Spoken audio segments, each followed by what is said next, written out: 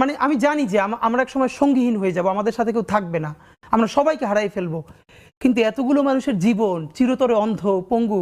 কিবরিয়া ভাই, এটা আমি অনেকবার বলছি, ঢাকা বিশ্ববিদ্যালয় মসজিদ থেকে নামাজ পড়ে বেরোচ্ছে, টিআরটি ওয়ার্ল্ড একটা ছেলেকে ইন্টারভিউ করবে, জুলাইয়ের আহত, তা আমাকে দেখে ওনারা কথা বলতেছে, তখন ছেলেটা শুনতেছে যে আমি এসছি, ও কোরআনের হাফেজ, মনে হয় 21 না 22 বছরের, 2 চোখ চিরতরে হারাই গেছে, আলো ফিরবে না। তা আমার কাঁধে হাত রেখে বললো কি যে হাদি ভাই, আমার সপ্তাহখানেকের জন্য আমার একটা চোখে একটু আলো ফিরিয়ে দেওয়া যায়?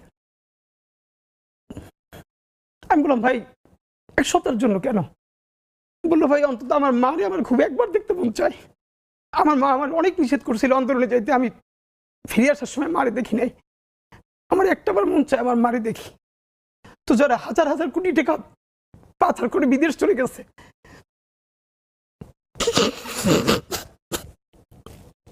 একটু সুন্দর ব্যবস্থা করেন।